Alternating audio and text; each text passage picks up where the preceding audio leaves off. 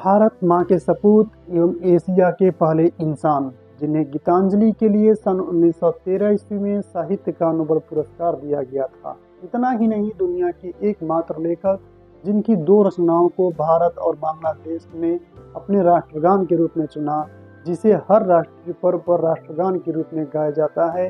भारत में जनगण मन अधिनायक जय है और बांग्लादेश में आमार सोनार बांग्ला।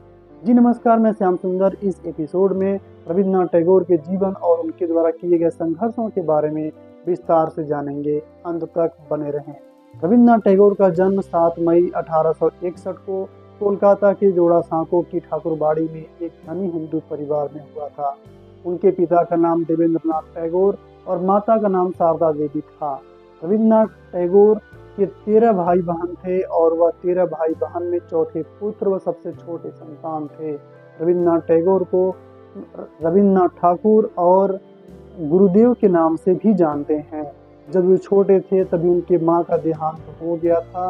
क्योंकि उनके पिता अक्सर यात्रा पर ही रहते थे, इसलिए उनका लालन पालन नौकरों चाकरों द्वारा ही किया गया। रविन्द्रनाथ टैगोर को बचपन में लोग प्यार से रवि नाम से बुलाया करते थे। उनके सबसे बड़े भाई द्विजेंद्र नाथ एक दार्शनिक कवि थे।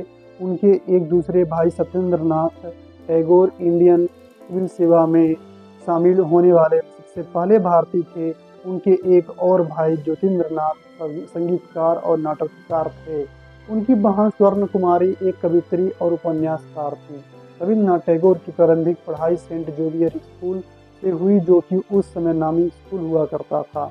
रविन्द्रनाथ टैगोर के पिता चाहते थे कि वे रविन्द्रनाथ टैगोर वकील बने और टैगोर ने बैरिस्टर बनने की चाहत में 1878 में इंग्लैंड के ब्रिजटोन पब्लिक स्कूल में नाम दर्ज कराया।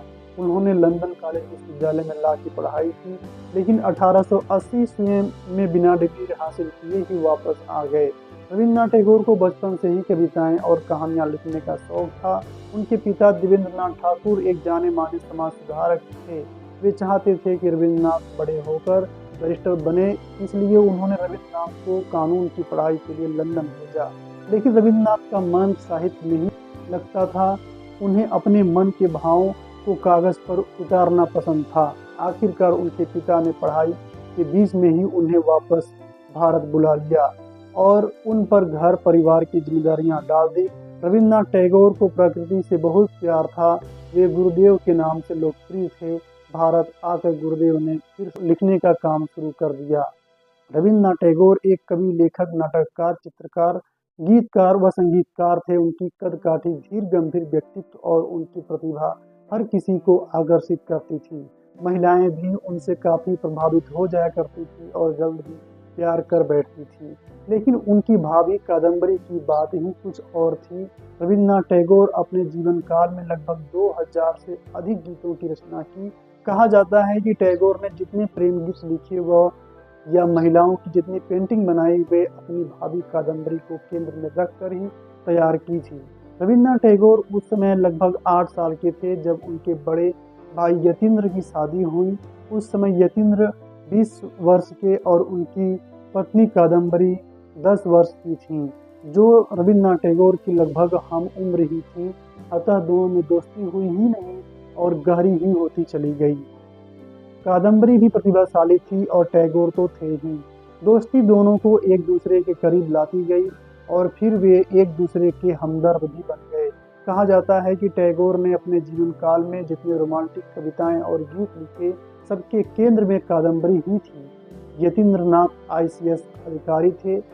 अपने कामों में व्यस्तता के चलते वे कादम्बरी को कम समय दे पाते थे, लिहाजा कादम्बरी का ज्यादा समय रविन्द्रनाथ के साथ ही बीतता था। दोनों के बीच का रिश्ता दोस्ती से ज्यादा हो चला था।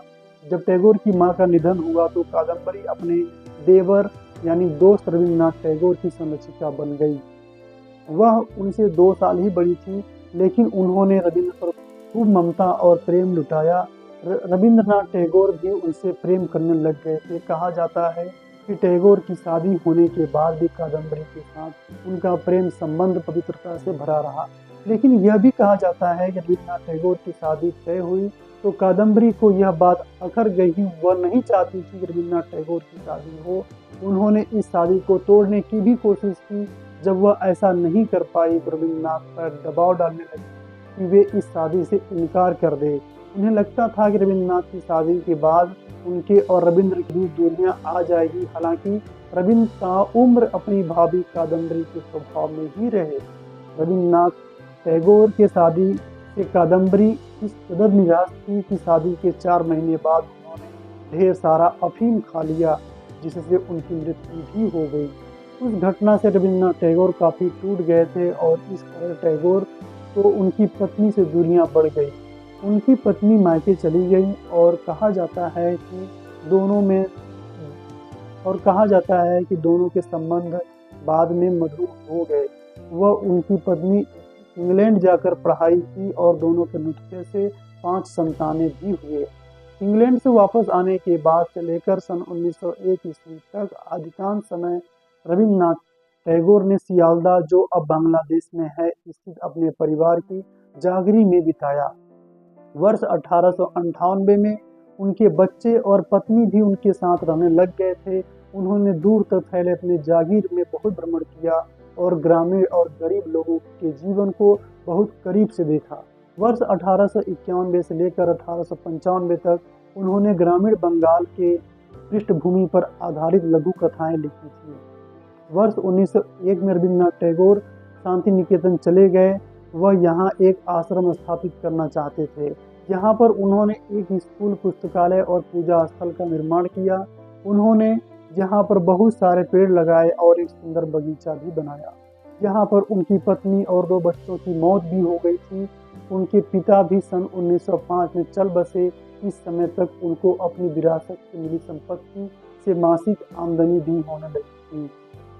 कुछ आमदनी उनके साहित्य की रॉयल्टी से भी होने लगी थी। जीवन के 51 वर्षों तक उनकी सारी उपलब्धियां और सफलताएं केवल कोलकाता और उसके आसपास के क्षेत्र तक ही सीमित रही। 51 वर्ष की उम्र में वे अपने बेटे के साथ इंग्लैंड जा रहे थे।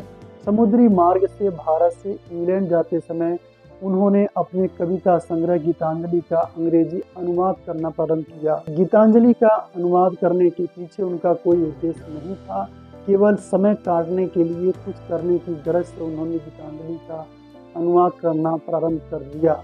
उन्होंने एक नोटबुक में अपने हाथ से गीतांजलि का अंग्रेजी अनुवाद किया। एक बार लंदन में जहाज से उतरते समय उनका पुत्र उस सूटकेस को ही भूल गया जिसमें वह नोटबुक रखी थी। इस ऐतिहासिक तिथि की नियति में किसी बंद सूटकेस में लुप्त होना नहीं लिखा था। वह सूटकेस जिस व्यक्ति को मिला उसने स्वयं उस सूटकेस को रविन्द्रनाथ टैगोर को अगले ही दिन पहुंचा दिया। लंदन में टैगोर के अंग्रेज मित्र चित्रकार रोथेस्टिन को जब ये पता चला कि गीतांजलि को स्वयं रविन्द्रनाथ टैगोर ने अनुवादित किया है तो उन्होंने उसे पढ़ने की इच्छा जाहिर की। गीतांजलि पढ़ने के साथ रोथेस्टिन उस पर मुग्ध हो गए। उन्होंने अपने मित्र W.B. ईट्स को गीतांजलि के बारे में बताया और वही नोटबुक उन्हें भी पढ़ने के लिए दी। इसके बाद जो हुआ वह इतिहास है। ईट्स ने स्वयं गीतांजलि के अंग्रेजी के मूल संस्करण का प्रस्तावना लिखा। सितंबर सन 1912 में गीतांजलि के अंग्रेजी अनुवाद की कुछ सीमित प्रतियां इंडिया सोसाइटी के सहयोग से प्रकाशित की गई। लंदन के साहित्यिक गलियारों में इस किताब की खूब सराहना की गई। जल्द ही गीतांजलि के शब्द माधुर्य से संपूर्ण विश्व को सम्मोहित कर दिया। गीतांजलि के प्रकाशित होने के 1 साल बाद सन 1913 में रविन्द्रनाथ टैगोर को नोबेल पुरस्कार से सम्मानित किया गया। टैगोर सिर्फ महान रचनाधर्मी ही नहीं थे बल्कि वे ऐसे इंसान थे जिन्होंने पूर्वी और पश्चिमी दुनिया के मध्य सेतु बनने का कार्य किया था। टैगोर केवल भारत के ही नहीं समूचे विश्व के साहित्य, कला और संगीत के एक महान प्रकाश स्तंभ हैं, जो स्तंभ अनंत काल तक प्रकाशमान रहेगा। रविन्द्रनाथ टैगोर के कुछ कार्यों के अनुवाद और गीतांजलि के आधार पर स्वीडिश अकेडमी नामक एक संस्थान ने रविन्द्रनाथ टैगोर को साहित्य का नोबेल पुरस्कार 14 नवंबर 1913 ईस्वी को दिया गया तथा अंग्रेजी सरकार ने भी उन्हें 1915 ईस्वी में नाइटहुड की उपाधि प्रदान की, जिसे रविन्द्रनाथ टैगोर ने 1919 ईस्वी में जलियांवाला बाग हत्याकांड के बाद वापस लौटा दिया। सन 1921 में उन्होंने कृषि अर्थशास्त्री लियोनार्ड एमहर्स्ट के साथ मिलकर उन्होंने अपने आश्रम के पास ही ग्रामीण पुनर्निर्माण संस्थान की स्थापना की। बाद में इसका नाम बदलकर श्री निकेतन कर दिया गया। रविन्द्रनाथ टैगोर की मृत्यु सन 1941 ईस्वी में कोलकाता में किसी बीमारी के कारण हो गया था, जिस बीमारी का भी नाम स्पष्ट नहीं हो सका है। अंत तक बने रहने के लिए आपका बहुत बहुत धन्यवाद। चैनल को सब्सक्राइब जरूर कर दीजिए और वीडियो को लाइक किए बिना मत हटिए। धन्यवाद।